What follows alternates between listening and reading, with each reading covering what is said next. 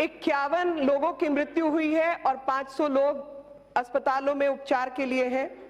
इसकी पुनरावृत्ति देश में कहीं ना हो, इस उम्मीद के साथ हम लोग अपनी दलगत राजनीति से ऊपर उठकर इस विषय पर चर्चा करेंगे। इसकी मैं उम्मीद तो जरूर कर सकती हूं, लेकिन ये कहना आसान है, करना जरा मुश्किल है, खासतौर पर जब कुछ लोगों ने इसके राजनीतिक फायदे उठाए हों।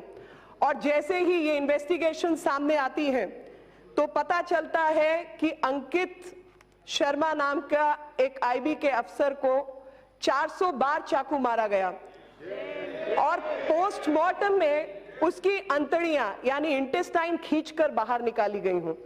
आप मुझे बताइए किस दंगे में इस तरीके की हरकत करने का समय होता है? और अरे सुनने की कुव्वत रखिए जी, सुनने की कुव्वत रखिए।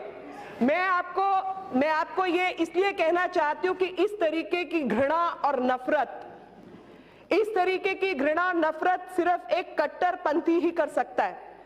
और उस कट्टरवाद को पनपाने वाले लोग कौन हैं, आज मुझे लगता है इस सदन को उस पर भी चर्चा करनी होगी। और खास तौर पर अगर इसकी डिटेल में जाया जाए तो सीलमपुर का वो इलाका है जहां 2018 में आईसिस का एक मॉड्यूल तोड़ा गया था और बहुत सारे बॉम्ब और बाकी चीजें 2019 में उस जखीरे को निकाला गया था।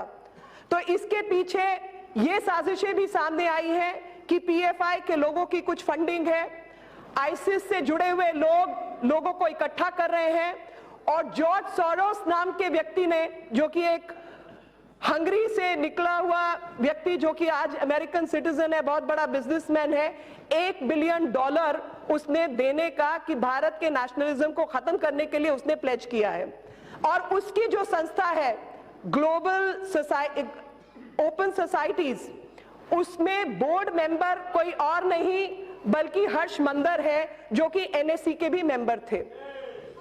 और नेशनल एडवाइजरी काउंसिल किसने बनाई थी, कब बनाई थी, किस कारण से बनाई थी, उसका जवाब तो मुझे 100% मालूम है, अधीर जी को बहुत अच्छे से पता होगा। और साथ ही जब अधीर जी ने इस तरीके की बातें की हैं तो मैं इनको मुसोलिनी का एक और कांड बता देना चाहती हूँ। इन्होंने कहा कि हेडगेवार के गुरु मुसोलिनी थे, तो शायद उनको पता नहीं कि आपके पीछे जो व्यक्ति बैठे हैं उनके नाना जी मुसोलिनी की आर्मी में काम करते थे, ये भी जरा पता कर लीजिएगा। तो इतिहास के कुछ पन्ने ऐसे होते हैं जो कि हमेशा याद रखे जाते हैं, और जब आप दूसरों के घावों को कुरेदते हैं तो याद करिए कि वो आपकी तरफ भी जरूर उठेंगे प्रश्न। दुख की बात यह है कि इन सब चीजों से एक बात सामने आई कि एक संगठित रणनीति थी, और ये संगठित रणनीति उन्हीं शक्तियों द्वारा एक शक्ति प्रदर्शन का तरीका था जो कि आज राजनीतिक समर्थ अपना खो चुके हैं। और इस पूर्व नियोजित साजिश के तहत इस काम को मुकम्मल किया गया।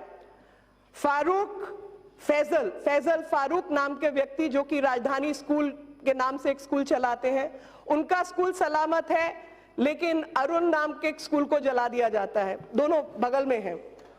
ताहिर हुसैन की इमारत, ताहिर हुसैन, आपने आम आदमी पार्टी का जिक्र किया तो मुझे लगा कि मैं पीछे ना रह जाऊं आपसे, तो मैं नाम लेकर बताना चाहती हूं। ताहिर हुसैन जो कि आम आदमी पार्टी के पार्षद हैं, उनके घर की इमारत से कई सारी बॉम्ब फेंके गए।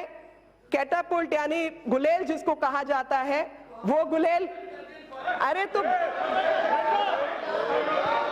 गुलेल का इस्तेमाल हुआ, और गुलेल का इस्तेमाल इस दंगे में बंदूक और गोलाबारी से भी कहीं अधिक घातक साबित हुआ। आप मुझे बताइए किसके घर के ऊपर लोहे के एंगल को जमाकर गुलेल रखी जाती है? और एक साजिश के तहत हर 10वें घर के ऊपर एक गुलेल पाई गई, हर 10वें घर को इंगित करके एक गुलेल पाई गई।